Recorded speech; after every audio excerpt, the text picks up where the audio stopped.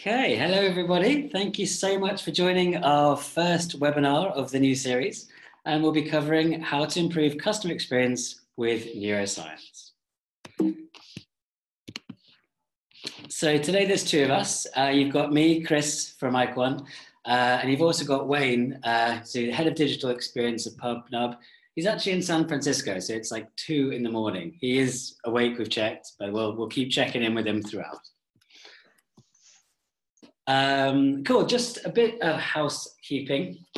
So the session will last no longer than an hour. And we've got about 40 minutes of very captivating content. A live demo at the end, shouldn't be too long, and then some Q&A. You'll notice that we've muted you. That's because there's approximately 100 attendees joining us today from all over the world. And as much as I do love to chat, 100 people is just a little bit much.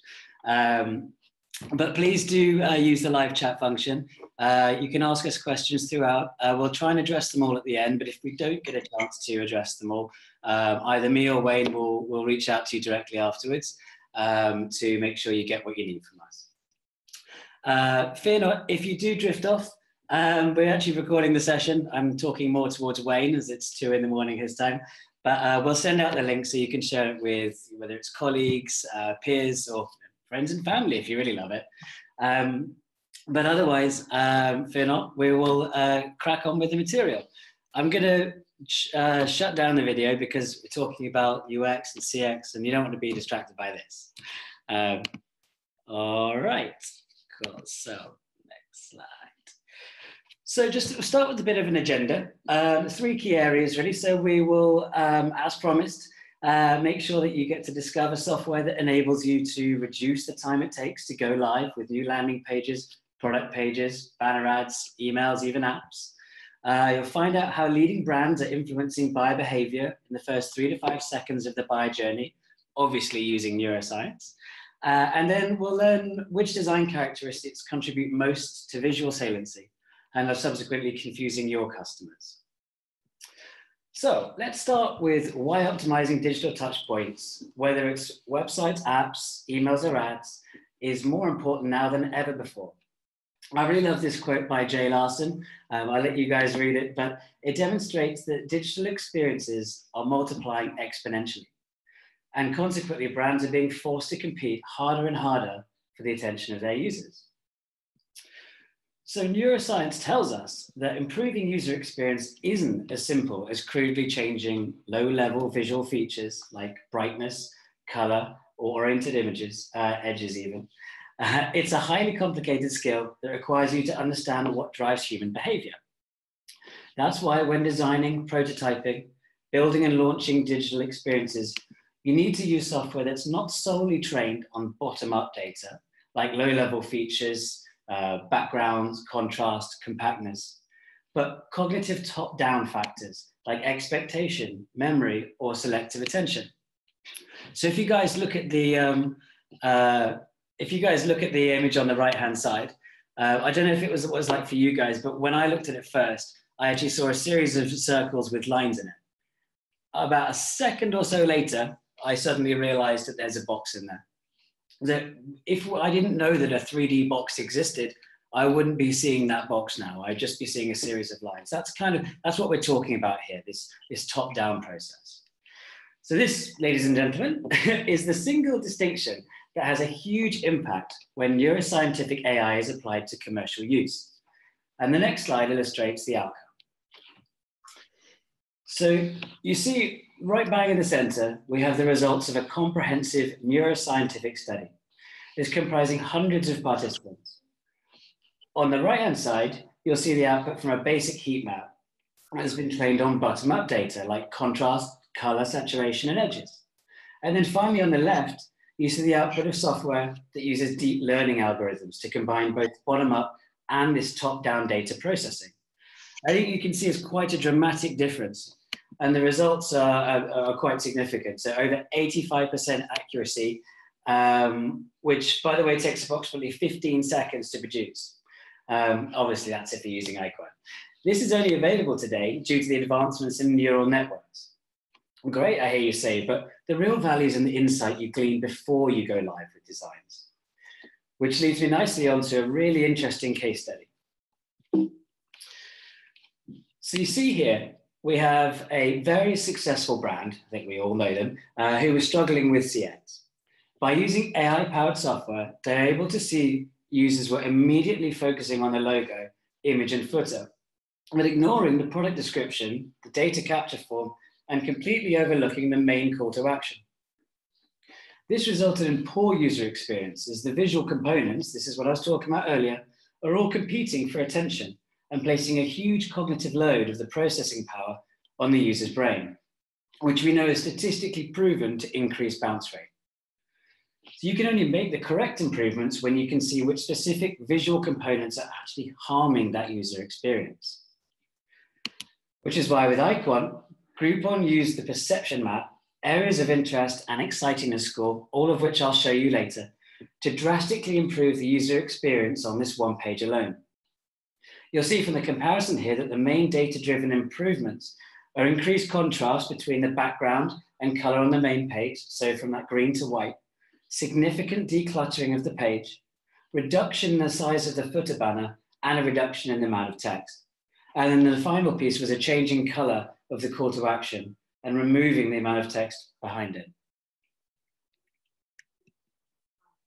So in summary, what was the end result? Well, this is their own words. They had a shorter, more effective design process, dramatically improved customer experience, and as a byproduct, they ended up with a 52% increase in conversion rate, which I think we'd all agree is something to be envious of. So you've heard sort of how important neuroscience is when enhancing user experience. And I've given you just one example of the impact that that can have on conversion rates. But I'll pass over now to Wayne, who will be able to explain in much more detail how using EyeQuant, he and his teams have reduced the time it takes to get to an optimal design. So Wayne, as I mentioned earlier, hopefully is still awake, coming from San Francisco.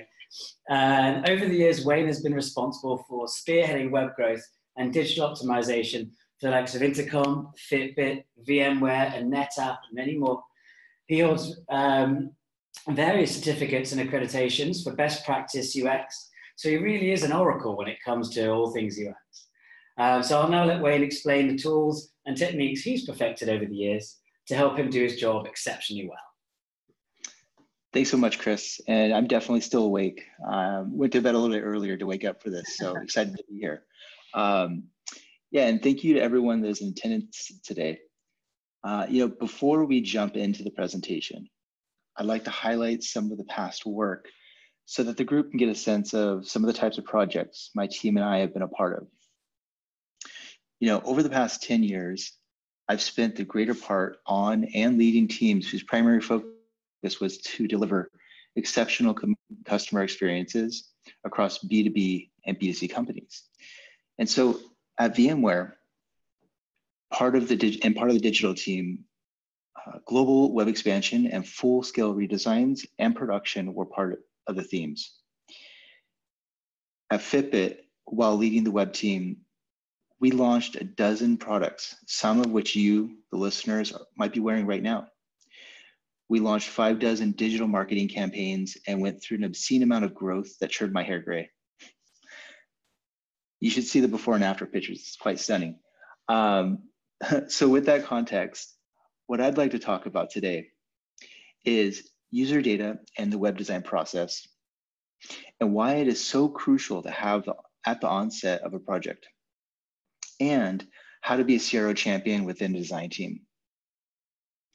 When I think back to all of the projects, programs, and initiatives, one of the things that we always needed more of was user and visitor insights.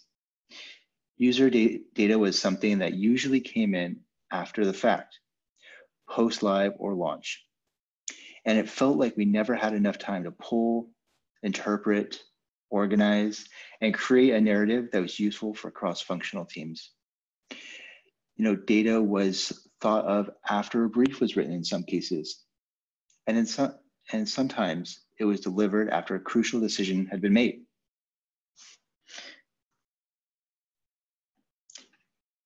And so here's an example of a creative process that was used by a design team I worked with in the past. We probably evolved this process 6 times during my time at the company and tweaked it based off of the needs of a growing marketing team. Everyone was trying their best to come up with the right process, and in hindsight, it evolved to be as complex as it was to be a band-aid for systemic growth pains. We would have a briefing process where everyone would contribute to a giant brief, and a kickoff was scheduled where everyone could come to the table and talk about what success looks like. A project plan would be created by going to the different teams and looking at what was possible given the time that we had. Designers would read the brief and pull out whatever data they could. They would go off and do heuristic analysis and glean inspiration from websites. They would create mood boards and then come back to the table for creative review. At the internal review step, a designer might present 3 different versions of a mock-up to make sure that the stakeholder was happy and had options. The highest paid person in the room would pick a mock-up they felt would get the job done and assume that it was backed by enough data to be fail-proof. Sometimes they would not like any of the designs the team made, and the group would have to start from scratch. At the partner review, a high fidelity mockup would be created with actual assets, images, colors, and shapes. And usually, as long as it looked visually appealing, it would make its way to a final review. Next, a C-level executive team member would come and give their feedback to the final iteration before sending it to development. I've also witnessed, after weeks of design and numerous iterations, an executive would order the team to start fresh. Now, does that sound painful to you? The reason I walk you through this is that I bet a lot of teams out there, including yours, might be dealing with similar issues. You might be squeezed for time. You might have limited data from Google Analytics. Your review process might be driven by the highest paid person in the room, and you might be spending thousands of dollars in really smart people's time going over the same issues. Now imagine just how relieved I was to learn that innovative software had been developed that has the ability to accurately predict user attention and emotion by its very nature. It removes subjectivity from lengthy design processes. So here's an example of an image to detail exactly what I just showed you. Sometimes you might have the data that supports your design mockups, and sometimes you may not. In a lot of cases, you likely have some data, but may not be strong enough to go toe-to-toe with an executive or a product owner's opinion, which doesn't make any sense when you think about it. If the user or customer is always right, then data-driven user data should be enough to outweigh stakeholder opinion, right? Today on my team, we use a process where research occurs across multiple tools and methods to form high-quality, comprehensive briefs that give designers all the insights they would need before a single mockup is created. With Google Analytics implementation that's properly fine-tuned, you can get a ton of user data, things like virtual page views or navigation summaries. EyeQuant is great because with a click of a button, you can get in-depth AI quantitative analysis. Full Story does a great job of blending a few different tools to create a bigger picture around conversion funnels, and user testing is one of the better platforms out there to get that qualitative data that is so crucial to a project. Matter of fact, on my team, a designer has the authority to hold a brief regardless of who it came from if the research is inadequate or unusable. We try to produce the best quality result that we can the first time around, rather than give people many options. As a result, the low fidelity mockups are much closer to what is typically approved, and we're able to deliver hi-fi web pages with weeks saved versus previous process you saw before. When it's time for stakeholder review, the meeting typically goes much smoother because we are presenting work that is founded on scientific user data, research, and discovery. As Chris explained early on, it's easy for us to say things like, I prefer the green color for the CTA on the right-hand side. But if we can use AI to be the objective perspective in the room, subjective discussions around things like color, shape, size, placement begin to disappear. Instead of giving stakeholders multiple options to choose from, we ask for their feedback on the proposed design that the team has come forward with. And they have the option of challenging us with testing an alternative if desired. The great thing here is we're flipping the conversation on its side.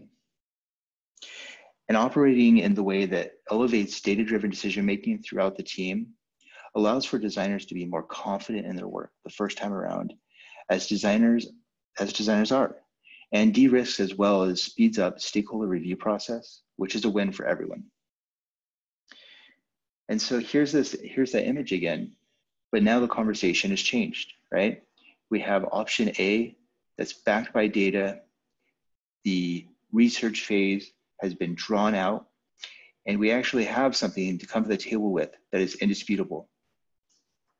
And so now that I've talked about the design process and some of the symptoms of which can turn a complex set of steps for a team, I would like to talk about how an individual on a design team can be a conversion rate optimization champion and better partner cross-functionally with a group or a product or demand team. It's important to acknowledge some of the challenges that stop a highly skilled designer from being a UX or CRO champion that your company needs you to be. One of the common challenges is that you just don't have enough data or maybe the skills to pull or interpret it.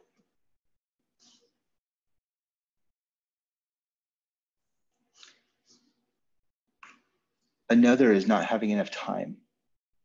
I remember back when I had to explain to a previous boss that doing UX research took time and in some cases was a full-time job on top of what I was hired to do.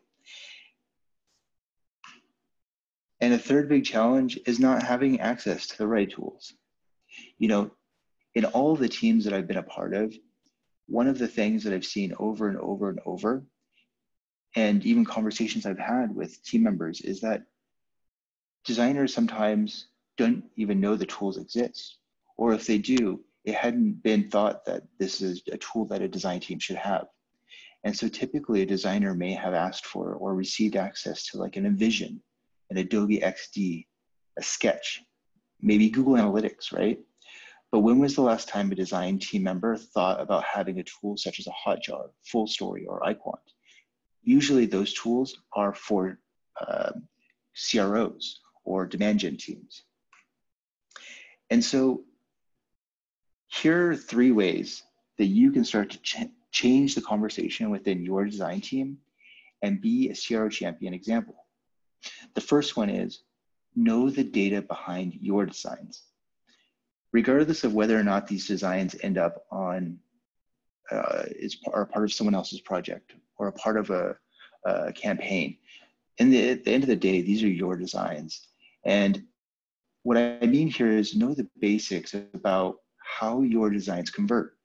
You know, do you know the MQL numbers from the demand gen team? Do you know the dollar amounts that these different banners or marquees or images have helped generate?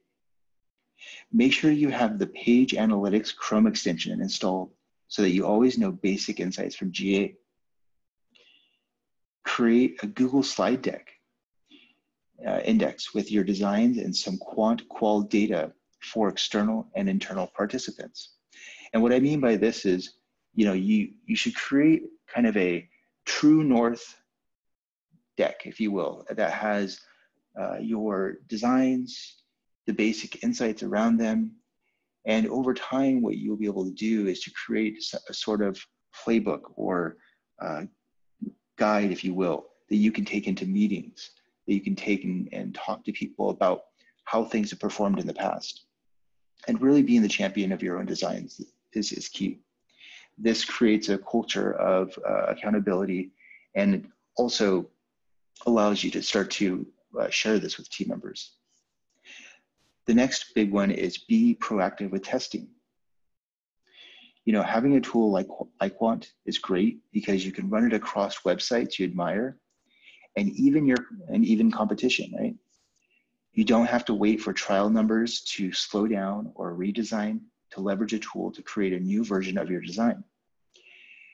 Matter of fact, in between projects, in between lulls and roadmaps, or if you have some sort of hackathon or wiggle week, you can use EyeQuant to create a design that you can test and glean some insights from.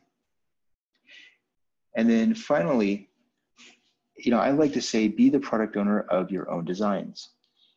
And just like a product owner would own a product or experience, the same should be true in a kind of micro way for your own designs or the creative that you have created.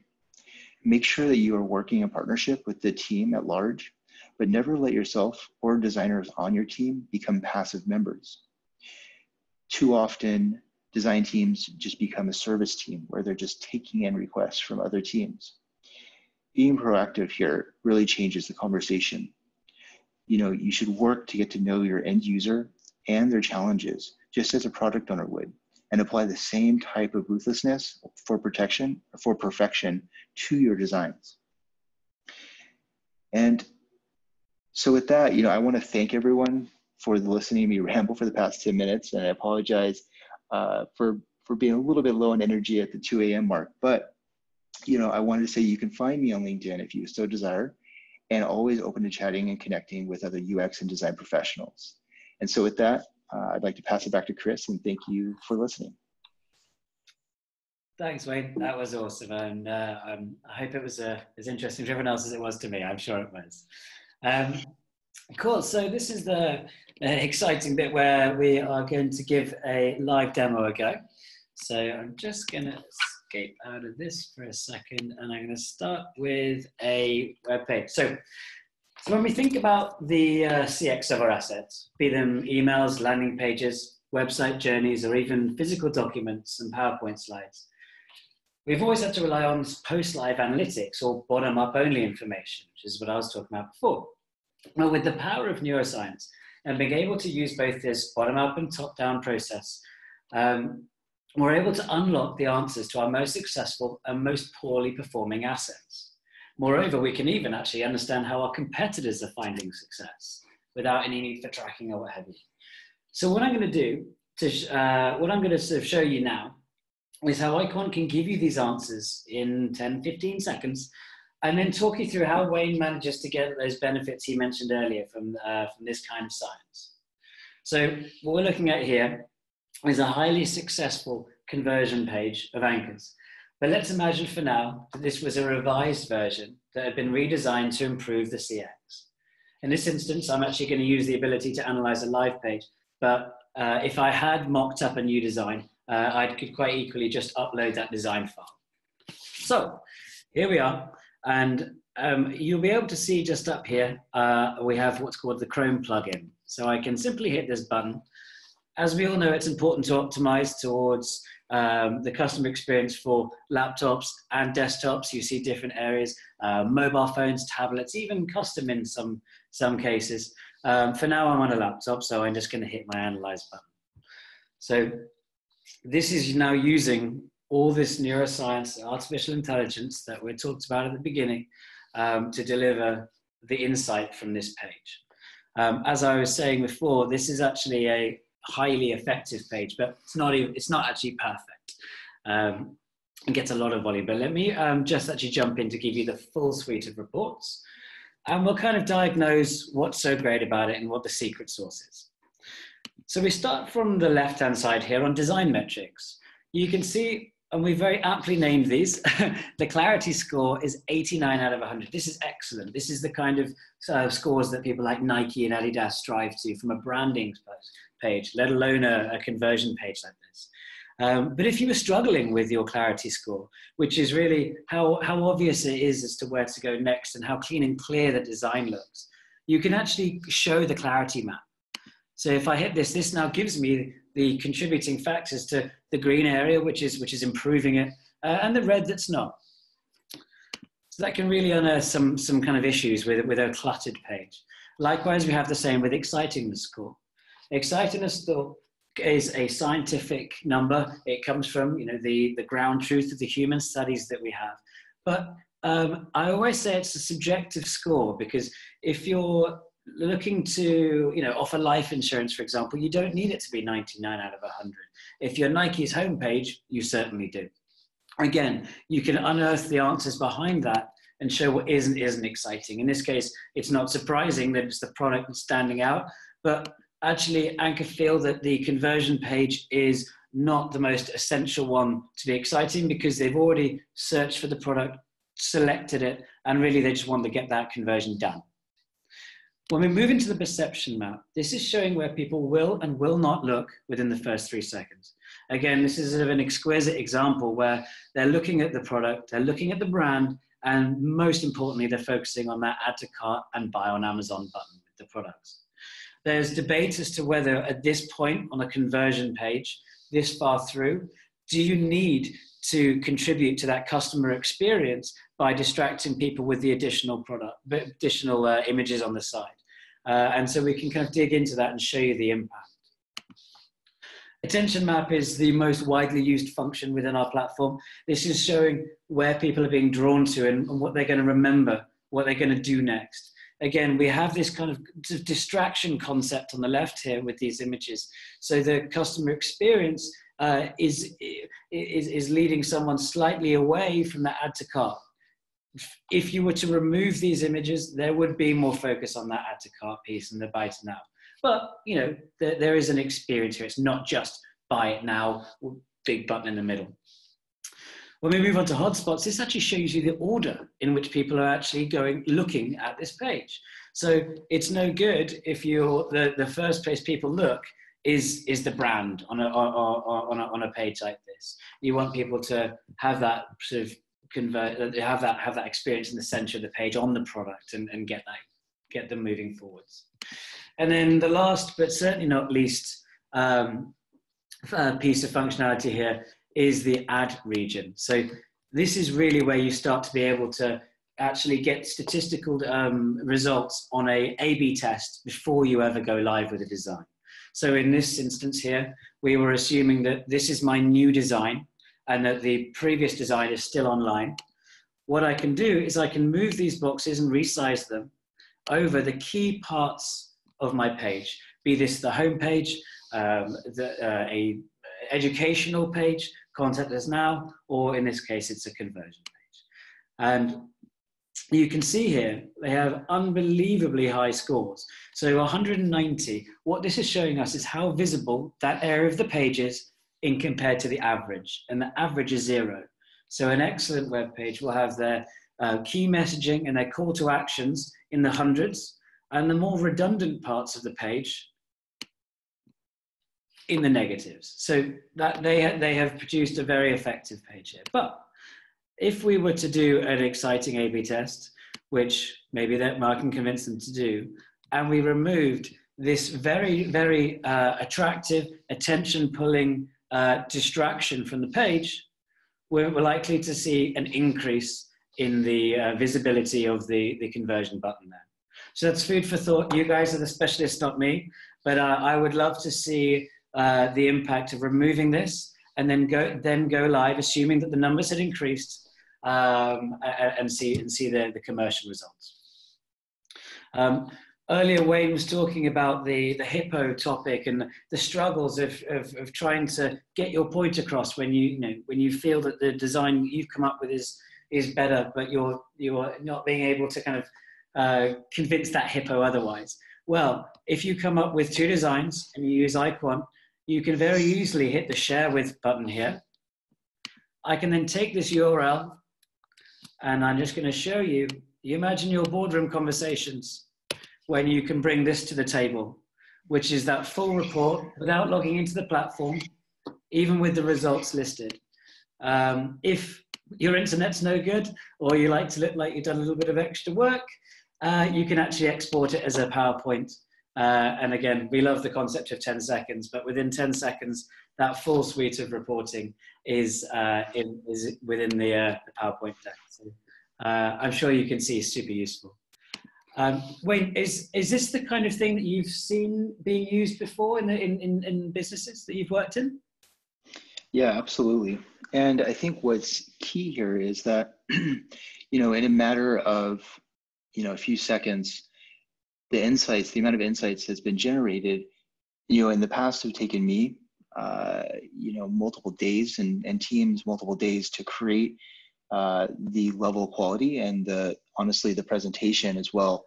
So I think what really is the key here is the speed at which you can get these insights. And I think that's really important. Like, earlier mentioned, when you have a design team that is 120% over capacity, right? And they need to make sure that what they're producing is of a high quality and high caliber. And having tools like this, I think really help expedite that. Awesome. Cool. So this is the last piece for me, but the next example I'm going to give you is how you can still hugely influence the CX, even when you have to conform to very strict brand guidelines. And I couldn't think of a better example of having your hands tied than listing products on Amazon. Even in this instance, using the power of neuroscience, you can produce dramatically different experiences for your audience. So this is here's one I made earlier, kind of piece, but it also demonstrates the fact that you can compare actually up to 6, but compare and contrast 2 different designs, like an A/B test, or in this case, 2 similar but different listings, and see what the difference is. So on the left, it's Anchor again. This is the outperforming listing.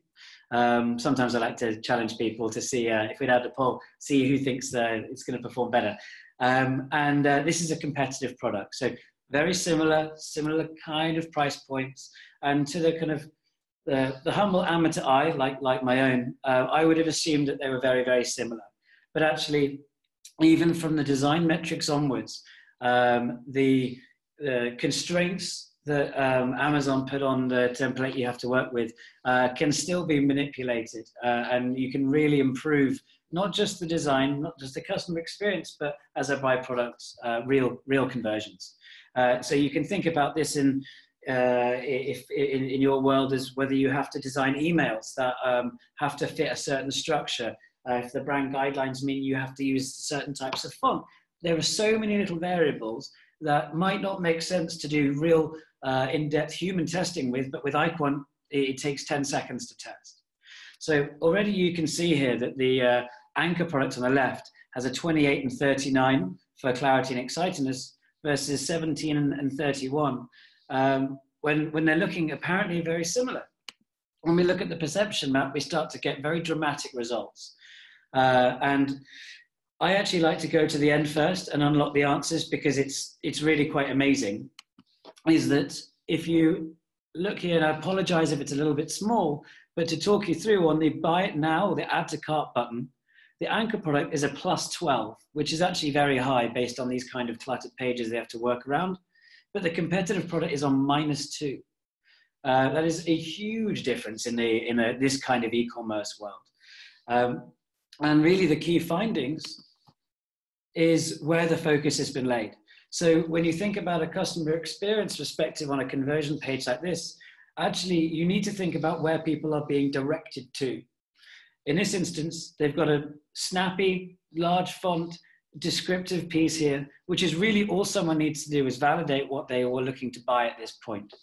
Whereas this other product has put reflective designs in, has faced the product away from where they're supposed to be looking. And it's not surprising that you end up with this kind of negative result. The power of being able to look at your competition, this is one of the great examples. It unlocks their secret sauce as such. Again, Wayne, is this something you've seen in the past?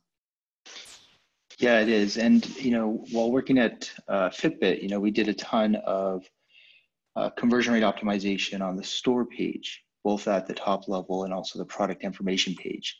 And a lot of these conversations around, the weight of buttons, the positioning of images, the additional images and deeper images that you can see, how the weight of product text should be.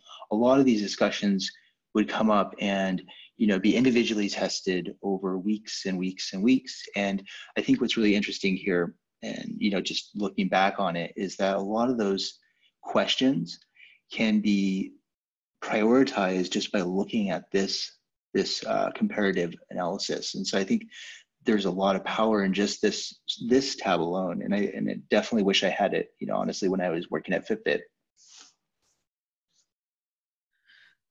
Excellent. Thank you for that.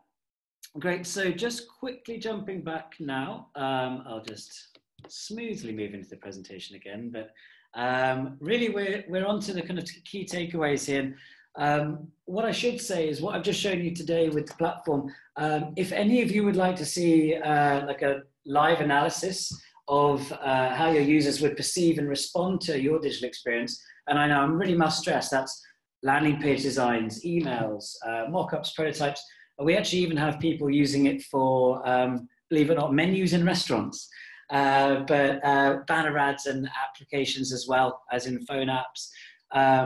Please do send us an email. There'll be an email on the next slide, and just try to remember the key takeaways when sending this over. So whether they're problematic ones or your favorites, just let data speed up the design process.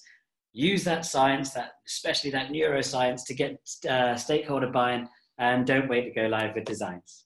So here's the email address. Please do feel free to send us anything you like, and we'll do it one-to-one. I know some people are quite protective over their designs, so don't worry, I won't share it if you don't want to.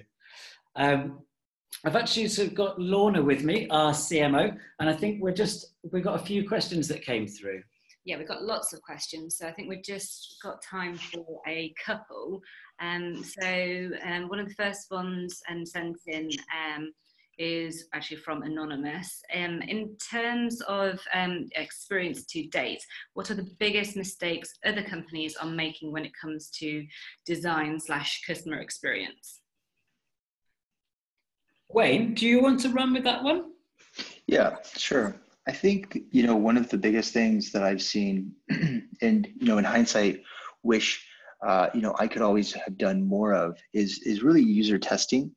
One of the things that stood out at, you know, Fitbit was that, you know, for some period of time before the team evolved, user testing was always kind of a afterthought. You know, CRO testing was an afterthought. And I think that is where you're getting some of the most deep insights about your users and from your digital experience. And so I would say that's probably the biggest thing that stands out to me, and in hindsight, would love to have done more of in the past. And so moving forward, you know, making sure that that is part of any roadmap, any strategy, and that you have the right staff and also tools in place to make sure that it can happen without a doubt.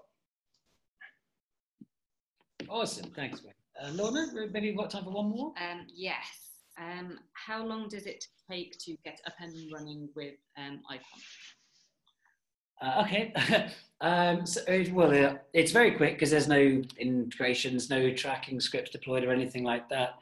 And I guess one of the things we did talk about earlier is that sort of insights side of things. It's being able to understand what these results really mean. So the only real delay is finding time to get your team together, so that our customer success team can consult with you, train you, and make you specialists at interpreting neuroscience data as a result. Cool. I think we're up against the clock there for 40 minutes. So obviously, Wayne, a massive thank you for being up at this time. I hope you get some good sleep afterwards. To everyone that's joined us today, thank you again. We really appreciate it. And as I say, we've got that email address, sales@eyequant.com. I'll leave this up for another couple of minutes, and we will ask anything, send us anything, and we'll send you up we'll send a follow-up email and obviously an invite to the next webinar. Thanks so much. Thank you. Thanks, man.